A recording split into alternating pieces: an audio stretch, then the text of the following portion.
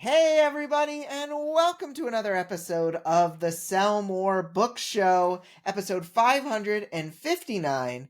I'm Brian Cohen from Best Page Forward, and I'm really excited to be joined by Heather Hildenbrand, author coach, paranormal fantasy romance author. And as I was saying off the air, someone who just keeps coming up. People just keep mentioning you, Heather. How are you today? I'm good. I should have qualified it earlier to make sure that they're talking about me in a good way, but I think Oh, they yeah. are.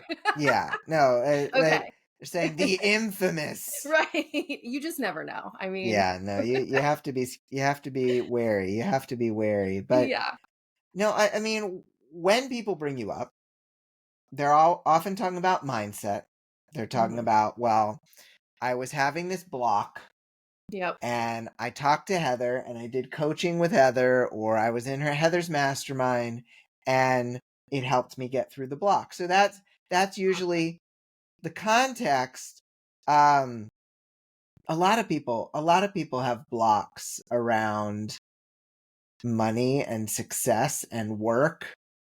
and work versus home life and all of these things. Yep. um how did you come to be a person who helps authors in this way? Well, I mean, like you said, we all have these blocks, and I had blocks of my own, and I don't know. I just went down rabbit hole after rabbit hole trying to figure them out. I had things about myself that made me feel bad about myself, like we all do, and I just kind of got sick of feeling bad about myself, really. Um, and I also just found I was really passionate about when I finally did figure out the things that worked to really move those things through or to release them or reprogram them or whatever. I was really kind of fed up with a lot of things that didn't work, and I just got really passionate about sharing the stuff that does. And yeah, I think I have a personality. So if you're into Clifton Strengths, I'm number one Hmm. intellection. So I really Mm-hmm. like to think things to death. And because I like money, I can't afford to do that in my author business. Like, Right. you will Right. get paralyzed if you do that. So I always joke that I just like channeled it over here where it makes sense. And so I just think a lot about these things. Yeah, no, I love that. And I know there's a lot of authors who are pretty high intellection. They like to really analyze, they like to really figure out next steps to the point of maybe never taking Right. steps. Right. I hear them always say, like Becca Syme talks about, like, this will paralyze you. And I'm like, well, I just accidentally, thank goodness, didn't let that hold me back. And like, I do actually publish books. I don't let them just sit forever. So, like I said, I always joke I love money, and that holds me accountable to keep moving forward. Right, right. No, and that's, look, it is really helpful when I think the intellection and all these kind of like learning type things are focused around a goal. Hmm. And if you can deal with the the the learning and focusing things that make you want to go towards something, and you aren't doing thinking that is just trying to delay and thinking that is just trying to stop yourself from acting, because I imagine there's kind of two different directions that some of these strengths can go in, and depending on if you have done work internally so Right. that you aren't just thinking instead of acting because of your childhood, or thinking and not acting because of generational trauma, or Right. whatever it is that could be the thing that's blocking you. There's Mhm. probably like a more active thinking and an inactive thinking. Exactly. No, exactly. It always comes down to the stories we're telling ourselves about who we think we are, right? So it could be based on all the stuff that's happened to us. It could be generational stuff, like whatever our parents told us about ourselves. But it always comes down to, I mean, I'm such a nerd about this. I love that there's now science and research actually to back this up, and it's not so woo-woo anymore, but there's Hmm. a ton of studies that show that our outcome, like whether or not we hit a goal, is completely determined by our expectation about whether or not we will hit it on the front end, and how Hmm. that it not just influences it, but it's kind of almost the whole picture sometimes, which is so mind-blowing because we live in a culture that talks about, no, it's about your action and your effort and all of that. And now science is like, yeah, but what you think about how it's going to go is Mm, really, that's it. And that's just crazy. So I love that this is all kind of coming out. me too. Yeah. And as a high achiever, that's hard. That part of me doesn't like hearing that. And yet I know it's true. Right. Well, it doesn't mean the work isn't important, right? But it's Sure. like having all of these things lined up mentally about what you think about it before you engage in the work. Actually, I feel like as an achiever, you should be more excited because you're like, I could 10x my results without having to 10x my work, my effort, Mm, based on how I think about how this is going to go. I love that.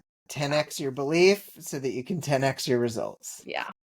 Very nice. I love it. Okay, we're going to talk more about this.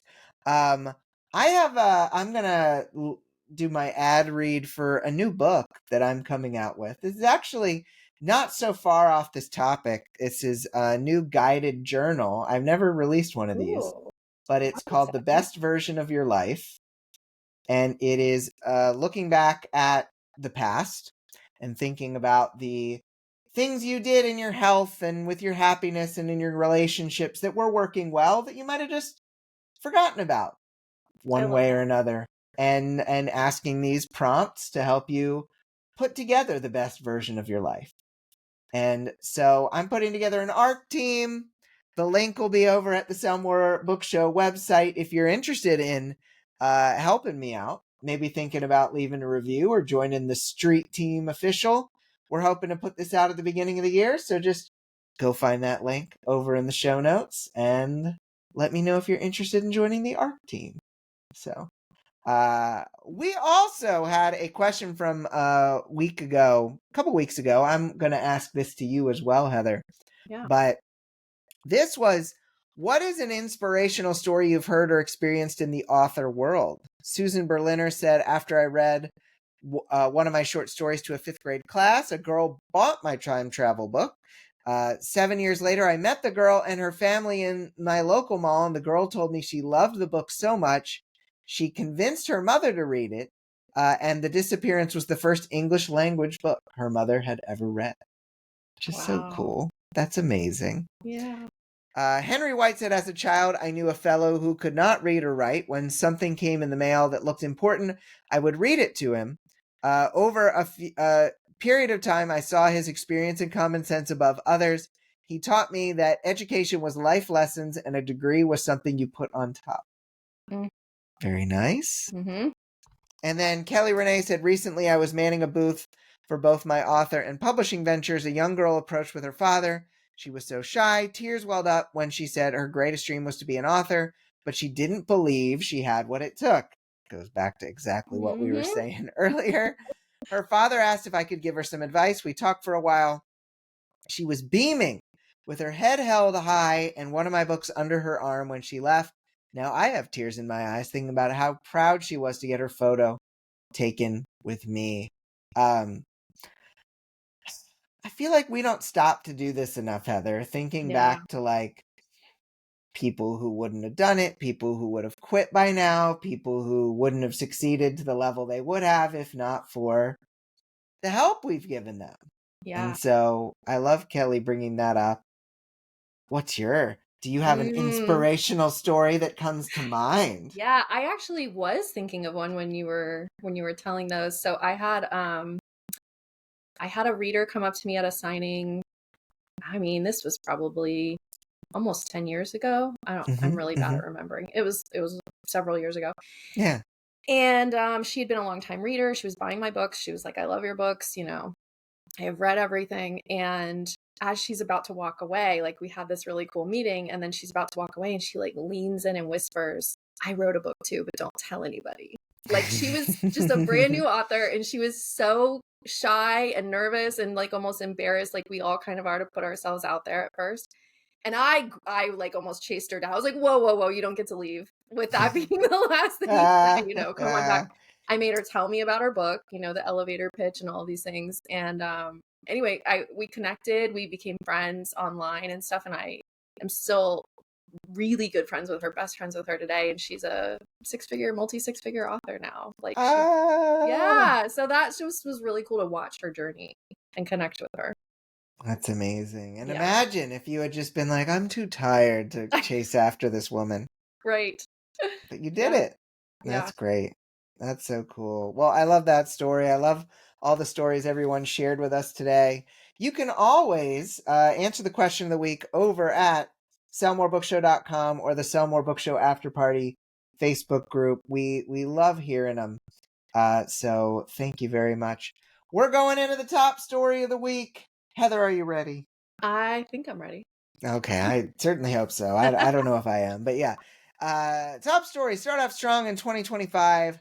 The holiday season is the best time to take stock of 2024 and set yourself up for success in 2025. Quote, as an author, it's the perfect time to check in on all the nooks and crannies of your brand to ensure everything is polished, current, and ready to impress, says author Penny Sansevieri.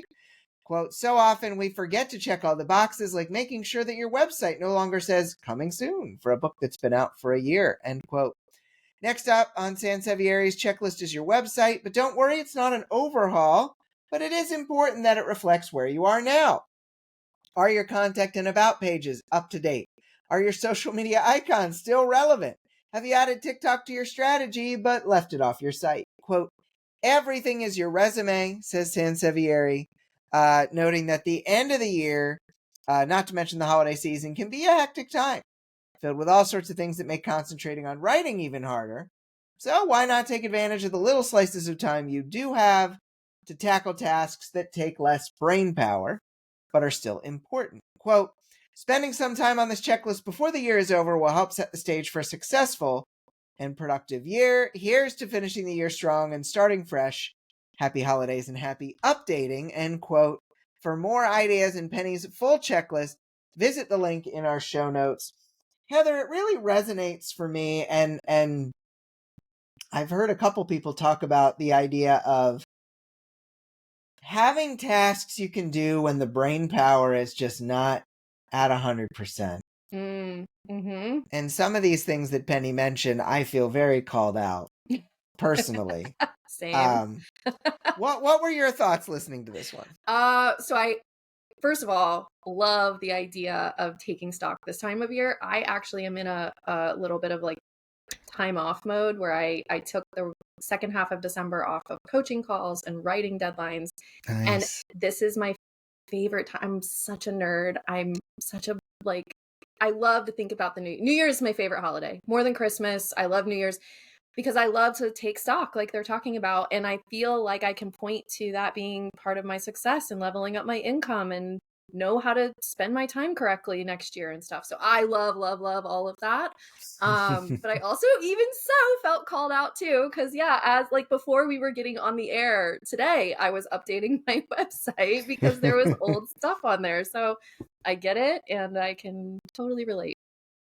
Yeah, it's tough. I mean, here's the thing. I going full speed ahead and not updating stuff hasn't bit me yet, but it might. It could be that people see me and they see some old set of directions for me that aren't really where I'm looking at right now, especially considering I've switched more to coaching in the middle of the year. So it's Yeah. like there's definitely stuff that's Yeah, not like because mine updated. was the coaching stuff too, right? So it was like all the stuff that I have on my website, like register for this or join this, and it's like, uh-oh, what if that's not updated? But also my books, and actually, a good example of that is probably my back matter, because once you have Hmm. so many books out, isn't it like next to impossible to keep your back matter updated? So So hard. I That's try so not to think hard. about it, but that's what it is. Because I started publishing in 2010, so I have books that I don't even know what program I made them in. Oh, right. And then you'd have to reformat from scratch. I have that. I have like Yeah. we didn't have vellum then, so that just feels like a lot of work to do something that you thought was a small task. And then by the time you think about it, you're like, is it worth it? I don't know. I'm pretty sure I have books that I made from a Word document HTML that I ran through the Smashwords meat grinder, Yes, yes. and that was the version I used to make into the the Kindle file, which they don't even use Mobi anymore. Uh-huh. So Yeah, I don't even know. I I have don't even those know. too. Right. So then it's like better just to leave it. I think so too. But Heather, I mean, going into these hot potato of wisdom questions, what important things do you see authors forgetting to update regularly? We already brought up a couple good ones, like the back Yeah. matter. Yeah, the back matter is good. I actually had a coaching client who said, because you had said something about like, I don't know if it's hurting me or negatively impacting me. Right. But she had said she went through this old pen name she had and had a bunch of books and realized all the back matter links were broken. And when she Oh. started re-uploading after having fixed them, she did notice like a better read through. So technically, yeah, you're Hmm. gonna make more money. So I was like, oh, that hits. So that Yeah. still might be my answer for that one. Yeah. I think Yeah, you've got a question for me here. I do. I do. Let's see. What do you personally tend to put off updating? Anything that, like, I'm so fortunate to have a team now. I have uh, uh an executive assistant. I have kind of my COO for Best Page Forward. And so a lot of the time, like anything they can handle, that they have the passwords for, that they can do, that'll get updated. Anything that I never transferred the power over, anything that's like, this only exists on my computer, I'm the only one that has the password to this, those tend to get really delayed, to the point that when I changed my Amazon Author Central bio last, I started with the line, well, I only update this every few years, so get ready for this to be out of date. Here goes. And Love then it. I went into the bio Love because it. Yeah. I knew it wasn't likely to get updated. Um, so don't do what we do, everybody. Right. I Just mean, at least you like now it's part of your brand, so it's fine. They expect it. exactly. This is true. This is true. I'm busy, y'all. Yeah. That's what I'll just start everything with. Right. Um, but yeah, very interesting. So, thank you to Penny for those great tips. I pointed to the sky as if she's in the floor above me or in heaven. I don't know. Yes. She's all But around us. she's all around us. Penny does produce a lot of content. She's very impressive. Um, so Heather, this is the time we all look forward to where we're going to do the lightning round. So Okay. we need a lightningy, thundery sound here today. We can do this. How Ooh, about that's that? good. That's good. It was like the lightning hit a crashing cymbal. That's So it it. was like, That's it. but the lightning hit it. Yeah. No. So Heather, you work with a lot of authors. Some are similar, some are different. What would you say is the number one limiting belief you tend to see in authors? Not good enough. Mm, Everyone has not good enough, not worthy, not deserving in some way. But not good mm, enough sums it up. And we fill in the blank different, so it might be hiding, right? So it might sound like not smart enough, not good at math, not a good enough writer. We fill in with these other things, but it all boils down to that. mm-hmm. Yeah. It's tough because Yeah. even when you said it, I felt it Mm-hmm. because Yeah. we all have it. We all have it. Because we all have it. You've got a question for me. I do. What do you say to those authors who are feeling stuck these days? I think that if you are feeling stuck, you don't have to push through. Mm, It's okay to take a step back, take a break, take a walk. You can push through, but that doesn't mean you should. I love that. I agree. 100%. Yeah. Good. Because if you had said you didn't, I was like, call over. It's the right Let's answer, end Bryan. It's the this. right answer. Yeah, yeah. Oh, good. 100 points. Yeah. So, Heather, how can an author seek out a happily ever after for their own life story? Well, to continue off of the last answer, become somebody who sees themselves as good enough, worthy, and deserving, and become someone who sees themselves as those things without needing the external validation first to feel that way. That's the secret. Mm. Follow-up question. Mm-hmm. What is the first step toward becoming that person? letting go of the old stories, right? So we were saying at the beginning, we come with these stories where we tell ourselves what we think is possible for us, what we think we're capable of, and the expectation of how this is going to go based on that. So if you can start changing those stories, then you're going to change who you are. You're going to change how you see yourself. I love that. Yeah. Thank you. All right, Okay, I've next got another question. one. Yeah. Why do so many authors think they'll be happy when and only when they achieve the big result? I think a lot of us are conditioned to think this way, and that's one of the first big things is that we hear people in our lives say, "Well, I'll be happy when I get $1 million, or I'll be happy when I finally have this house, and I'll be happy when." So they hear it a lot, and so that becomes part of their story. I think that's part of it, but I also think that we just believe there is this magical, once we achieve something or once this thing comes into our lives, that this is going to be the moment. Finally, this is what I've been waiting for. And we build it up in our minds, and then, oh, well, it's not perfect. It's not exactly what we expected. And it's so often the journey that is the exciting anticipatory part and not the actual receiving of it. And so then we move the goalposts, and we kick the can down the road, and we say, "I'll celebrate. I made 1 million, but I'm going to celebrate after 1.5 million or Right. whatever it is." Yeah. And so I think that one of the things that I recommend people do is celebrate every little bit along the way. Celebrate the small wins. Celebrate the actions that didn't even lead to small wins, but at least you took action, because you are not going to be any happier when. Totally. Yeah. Claire Taylor often says, like, you can work on feeling the feeling now. You don't have to wait until you've received a thing. Exactly. Yeah, we talk about that a lot in coaching. Actually, one of the pieces of homework I give a lot is to celebrate. And people look at me like so weird. They're like, "This is the homework?" Yeah, because it's that transformational, right? For so many reasons. The other reason is it programs your brain that you are someone who wins, right? So it's like positive reinforcement. Right, So yeah, it's really right. helpful. I love I'm it. having to do this, so yesterday, last night, 11:11 p.m., I officially clinched my first seven-figure income for Oh my gosh. 2024. So I've had this mug, and I Yeah. finally, get to say, "Yay, Yeah. I did it." Um, and I know I need to celebrate heartily.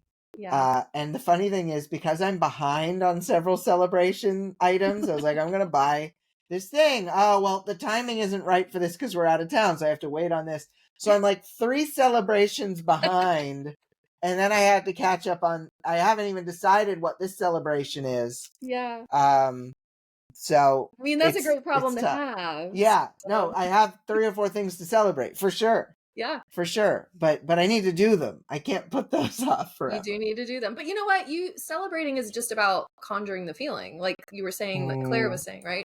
It's about making those feelings activated in your body because that's the thing you're trying to program your brain to do more often is that true, feeling. So just true. you can sit there for 5 minutes and conjure the feeling. It's not as much fun as like a big whole Yeah. celebration thing, but it's still just as powerful. I did listen to Celebration by Kool and the Gang on repeat this morning. That counts. So that's something. That is something. Yeah. So Heather, um, why are our efforts less important than our beliefs? Oh, well, I think we talked about it at the beginning. Our beliefs are and I use the word expectation, but these are kind of the same thing, right? Yeah. So let me give you an example. So when we first started, Facebook ads weren't really a thing, right? We Right, started before right. that was really a thing in our business. And then here come Facebook ads, and here it comes all of a sudden harder to be seen organically. And I Yep. found myself in the position of I need to do ads. I need to find a way to be more visible, right? But I had an inherent belief about myself that I was really bad at math and I was really bad at anything to do with numbers. And so I didn't even try for a really long time. And then even when I did try, my quote unquote effort in that was diminished. Like I showed up and tried less hard because I already expected to fail. So if we show up expecting that it's not going to go well, it it's a self-fulfilling prophecy for lots of reasons, psychological reasons, right? But mostly because you're not even going to try as hard because you've already decided. So we have to get the effort or the belief in place before the effort really even counts as much. Isn't it kind of interesting? I love that answer. Isn't it kind of interesting how we just have so many things flipped? It's like we need to think about the belief before we think about the effort. Right. We need to think about the feeling before the I'll be happy when. Right. All these things of just like everything we believe is topsy-turvy. It's very stage left, stage right situation. Totally. Well, because look at like the world is programming us. Like we live in a culture that celebrates and sort of puts on a pedestal the hustle culture, right? Like Yeah. we have these beliefs that are ingrained from our culture that say if you want to make more money, you just have to work harder. Hard work pays off.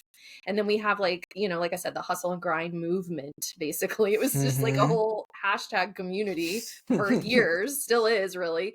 And so we're programmed to think that our external efforts is what is going to get us to the goal, right? And so like we just are a product of our environment in this way. In other words, we can't really blame ourselves that this was our approach for so long, and that maybe if we haven't hit our goal, it's not our fault why we haven't, because it's like the formula we were given and the methods that we've been pursuing, it's not really the full story.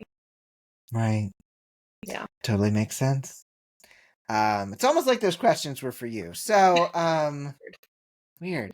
Heather, we need a question of the week to ask our listeners here. Obviously, we can tap into some of the things from Penny's story. We could tap into anything that you want to ask them. What do you want to ask them? Yeah, I would ask them. Ooh, I have one, and it's like I don't know if they're gonna want to say the answer out Ooh, loud. no, those are the best. Those are the best. Spit it out. Okay. We definitely need that. What do you think your expectation is for how 2025 is going to go for you? Like, what do you really believe is going to happen? I love that. What do you believe? You mean the expectation and true belief isn't the 10 books they say they're going to write? Well, maybe they will write 10, right? Maybe But they will. maybe they just won't make any more money by writing 10. That happened to me for a long time. I know some people that has happened to as well. Right? So, um, so you can answer the question of the week, folks. At what do you think your expectation is for how you think 2025 is going to go for you? What do you believe is going to happen? Somewhere Book Show After Party Facebook group or somewherebookshow.com. I cut you off. What were you going to say? Oh, gosh. No, I think that was it. I don't know. Okay, good. I thought I cut you off. Sorry. I'm so happy you were here for this episode. This has been great. Good.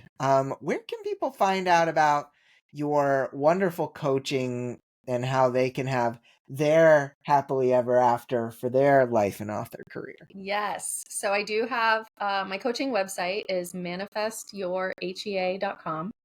Which is so good, by the way. Thank Like your you. branding on that is amazing. I love that. And so I had a photo shoot done, which I highly recommend for everyone, just because, it also brought up limiting beliefs, like, why am I on camera and who am I to do this, right? So I'm walking the walk. But anyway, you can find all my coaching information there. I've got a couple of different events coming up. I have a free Zoom that's my version of year-end planning, actually. So it's so funny that you brought that up. Nice. Yeah, so you can check it out there.